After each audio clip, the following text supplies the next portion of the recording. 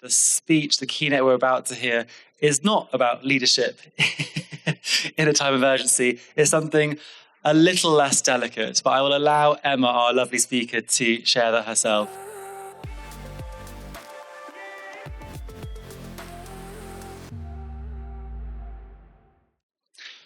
Without further ado, I'd love to welcome Emma to the stage to give her talk. It's okay.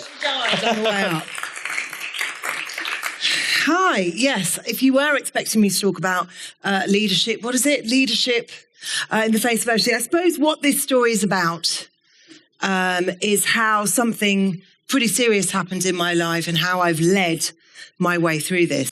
Basically, this is called Slow the Fuck Down. And I appreciate I'm in a room full of leaders who are probably all about speeding the fuck up. But let me tell you that this is actually about better performance and better productivity as a leader. I was due in New York on the Monday for a board meeting, and that was a Friday flight. Most sane people would have gone straight from Chicago to New York, but because I've got 4 kids, I was like, I better get home. In my head, they hadn't eaten. You know, they were waiting at the door, scratching at the door saying, where's mum? Clearly, they were much happier without me because they were allowed to use their devices all the time. But I did fly home and then flew back out to New York. That rather unattractive first 2 pictures of me running. One is on the Monday, one is on the Wednesday. I'm fairly reliant for photographic evidence of what happened that week because I don't remember a lot of it.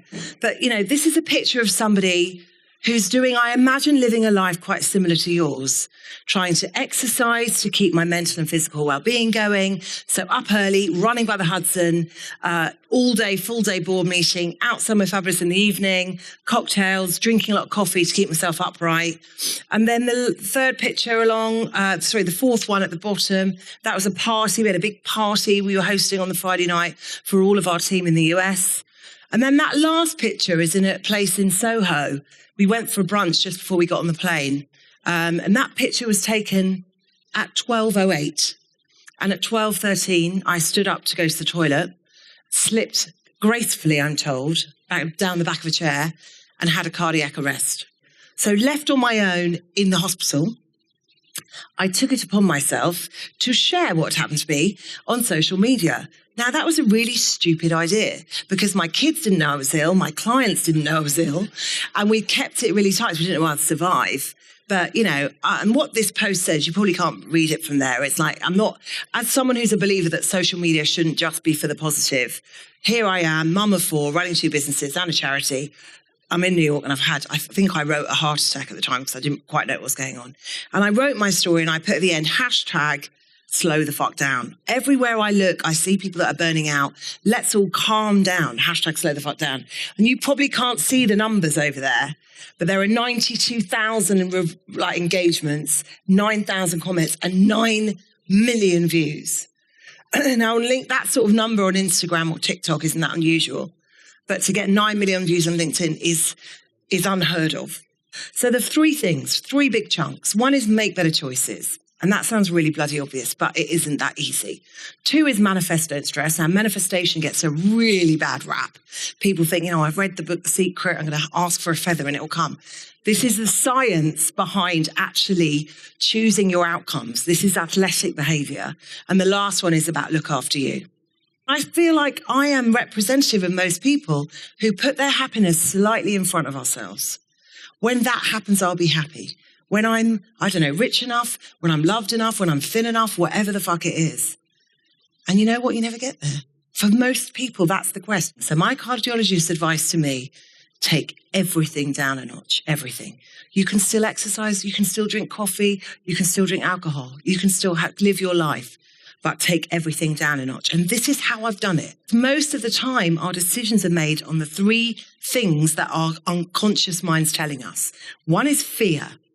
If I don't go to that meeting, if I don't close this sale, and you're not even really sure of what that story is. You feel the feeling, but you don't really hear the story. But if you followed those stories, you'd realize most of the time we're catastrophizing. So make decisions based on evidence. Is Beyonce even in the country, Emma? You know, what is actually going to happen if I don't go to that meeting? Particularly as leaders, if you're always in meetings that your direct reports are in as well, unconsciously what you're communicating is, I don't quite trust you. So, you know that classic thing, got to step back, got to let them make mistakes. That's how they learn.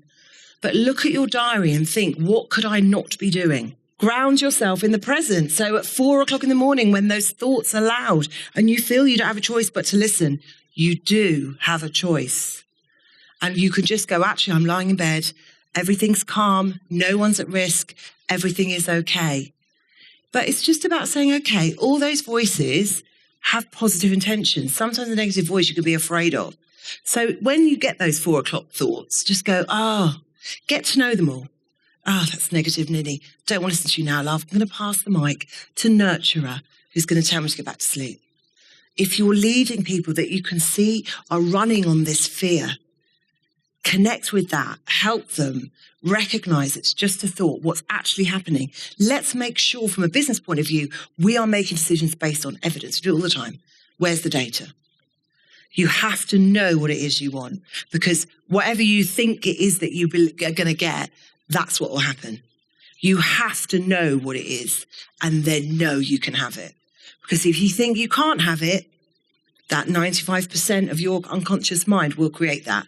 If you visualize your unconscious mind as a massive horse and your conscious mind is just like a tiny jockey hanging on to the mane, and whatever that unconscious horse thinks is going to happen, it will go out and get it. And that's why you can have anything you want in life, because your belief is what drives your behavior.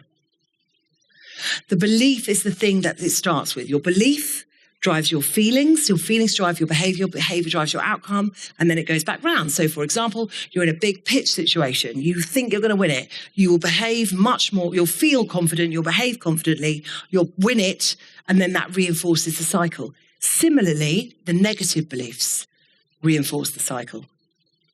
So we have to work on our beliefs. This is true for work and for personal. I just go to that place in the future and I tell my horse where it has to go. And it happens. So and this is how athletes behave. You know, any gold medalist will tell you the difference between gold and fourth is up here. They're all as fast as each other. Sally Gunnell, I've got people in the room old enough to know who Sally Gunnell is. That's amazing. She will tell you when she first won her gold medal, she didn't know whether it actually was happening or whether it was another visualization, because she'd visualized it so many times where she was going to look, how she was going to feel. She genuinely thought it was another visualization. She was so programmed to win it. And we don't do that enough in business. So going into a big meeting, don't stress about your boards or your slides, or you just know when you come out, you've absolutely smashed it. This is a really great model for looking after yourselves. So this is the athlete at work approach. Business people, if you were to look at each one of these segments, tactical being your day-to-day calendar, things to do, reports, whatever it is. Physical, looking after your physical, sleep, hydration, nutrition, exercise, downtime.